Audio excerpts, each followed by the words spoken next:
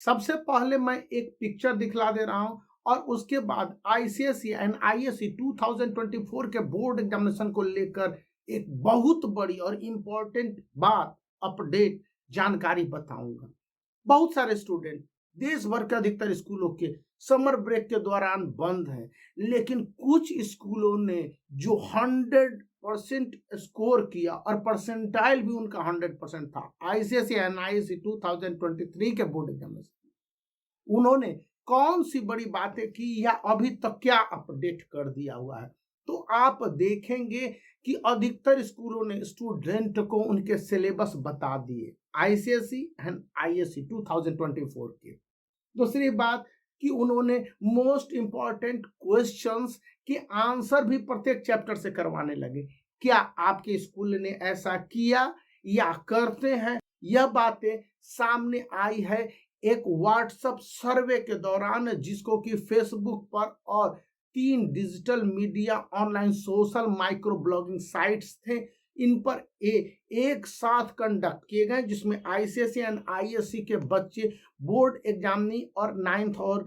10th के भी भाग लिए थे। तो 11th के बच्चे जो 10th से 11th में गए, उन्होंने भी अपने वैल्यूएबल कमेंट्स को दिया और इसमें कहा गया कि स्टूडेंट 2024 की अभी अवेयर ही नहीं है क्वेश्चन पेपर के पैटर्न को लेकर कि कितने मार्क्स के क्वेश्चन पूछे जाएंगे, कितने नंबर ऑफ क्वेश्चंस होंगे। और बड़े बड़े स्कूलों ने तो क्या करना शुरू कर दिया है कि बच्चों को सारा डिटेल ही अपडेट कर दिया हुआ है, तो वहां के बच्चे ऑटोमेटिकली ज्यादा इंपावर्ड होते हैं और ऐसे स्कूल में सबसे अच्छे मार्क्स आते हैं, या यूं कह लीजिए द बेस्ट एवर मार्क्स उन्हीं स्कूलों के आ रहे हैं। नॉर्थ इंडिया में भी देख लीजिए, सेलेक्टेड जो दिल्ली के स्कूल हैं, या फिर आप उत्तर प्रदेश के 1 या 2 स्कूल को देखेंगे जो कि अपने बच्चों को एम्पावर्ड कर चुके हैं। एक उत्तराखंड का स्कूल है। तो इसका क्या रहस्य है? दरअसल सीधी सीधी बात है कि बोर्ड एग्जामिनेशन के दौरान जब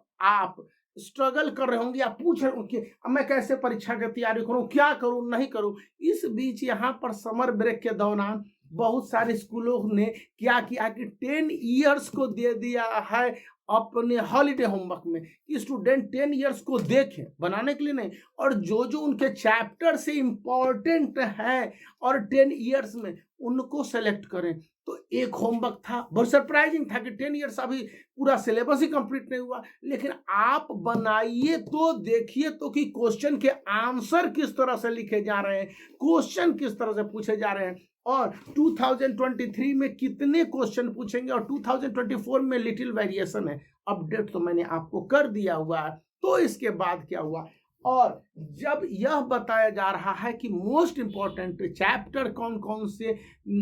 सब्जेक्ट वाइज होंगे, तो उनमें स्टूडेंट स्ट्रगल करे कि मैं किसी चैप्टर को कैसे पढ़ लूं, चैप्टर को पढ़ लूंगा तो हो जाएगा। तो किसी भी एक चैप्टर को यदि आप उठा लेते हैं, फॉर एग्जाम्पल यूनियन पार्लियामेंट में उठा लेता हूं यहाँ पर, तो इन यूनियन पार्लियामेंट में कौन कौन से टॉपिक पढ़ने, ये मेरा सिलेबस हो गया। फिर आपके पॉइंट वाइज प्रिपरेशन या फिर किस तरह के प्रिपरेशन है जिसको पॉइंट वाइज ध्यान देने हैं, फिर ऑब्जेक्टिव टाइप क्वेश्चन को किस तरह से पढ़ने और सॉल्व करने हैं। इसी तरह से जब आप देख लेते हो कि सब्जेक्टिव में प्रिपरेशन करने होते हैं तो लॉन्ग आंसर क्वेश्चन किस तरह से कर रहे होते हैं, या फिर स्टूडेंट ने long answer question with thought concept और एनालिटिकल थिंकिंग है, इसको कैसे कर रहे होते हैं। यहीं पर स्टूडेंट सबसे ज्यादा आईसीएसई एंड आईएससी के अभी तक गाइडलाइंस से दूर है। क्लास 12th के साइंस सब्जेक्ट फिजिक्स बहुत ही इंपॉर्टेंट होता है, और उसके बाद अन्य में